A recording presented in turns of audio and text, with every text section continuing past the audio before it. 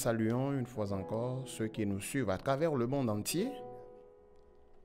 Recevez nos salutations de paix émanant de votre serviteur Paul Dojinomovi.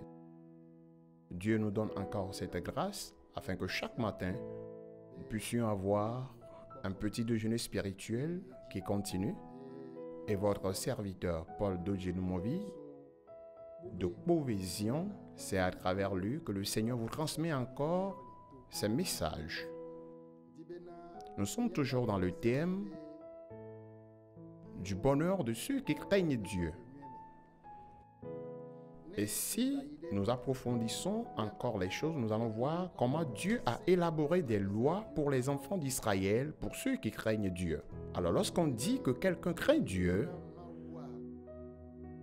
ça veut dire que la personne obéit au commandement de Dieu. De même, celui qui craint son père, ses frères, sa mère, la personne obéit également à leurs lois. Et celui qui obéit à la loi est appelé celui qui craint Dieu. Dieu a élaboré une loi aux enfants d'Israël et leur a dit, s'ils respectent et pratiquent cette loi, ça veut dire qu'ils le craignent. Lorsque nous lisons dans Exode 20, le premier verset, jusqu'à la fin du 10e verset, nous allons découvrir certaines choses. Alors Dieu prononça toutes ces paroles en disant, « Je suis l'Éternel, ton Dieu, qui t'a fait sortir du pays d'Égypte, de la maison de servitude. Tu n'auras pas d'autre Dieu devant ma face. Tu ne te feras point d'image taillée, ni de représentation quelconque, des choses qui sont en haut dans les cieux, qui sont en bas sur la terre, qui sont dans les eaux plus bas que la terre. Tu ne te prosterneras point devant elles et tu ne les serviras point, car moi l'Éternel, ton Dieu, je suis un Dieu jaloux, qui punit l'iniquité des pères sur les enfants jusqu'à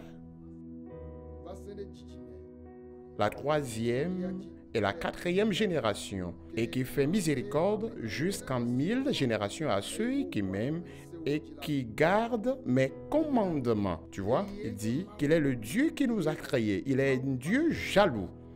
Alors si quelqu'un l'aime et voudrait le servir, que la personne le craigne et que la personne ne fasse autre chose pour l'adorer en dehors de lui-même. C'est toi qui dis tu aimes Dieu, mais tu possèdes encore d'autres choses en dehors du Dieu que tu connais. Ça veut dire que tu ne crains pas Dieu. Il dit, nous ne faisons pas des images taillées, ni des objets de l'eau, ni des objets souterrains, pas d'autre chose. Mais nous qui allons le servir et le suivre, que nous l'invoquons lui l'Éternel seul, car il est un Dieu jaloux et ne voudrait pas que quelqu'un l'adore et que la personne invoque encore autre chose. La question est celle-ci. Celui-là que tu es pour Dieu, tu l'invoques et tu dis que tu crains Dieu. La question est celle-ci. N'as-tu pas quelque chose en ajout de Dieu? Alors si tu gardes confiance en nous, en une autre chose en dehors de Dieu, est-ce que tu le crains comme cela? Connais-tu Dieu? Tu ne le connais pas encore. Mais il dit qu'il punit les enfants qui le haïssent, de la 3e jusqu'à la 4e génération. Mais il fait grâce à des milliers de générations. Ceux qui l'aiment et qui acceptent d'obéir à ses commandements, il les aime.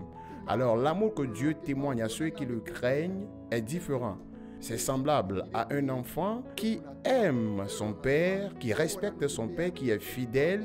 L'amour de ce papa est dans le cœur du fils et cet enfant aussi est aimé par son père et lui indique, lui dit tous ses secrets parce qu'il croit vraiment que l'enfant le craint et donc il est censé lui faire forcément du bien. Alors cher aimé de Dieu, il est bien de suivre Dieu seul. Nous n'allons pas ajouter autre chose. Si vraiment tu l'aimes, obéis à ses commandements, il t'aimera et toi aussi tu l'aimeras et la paix de Dieu sera avec toi.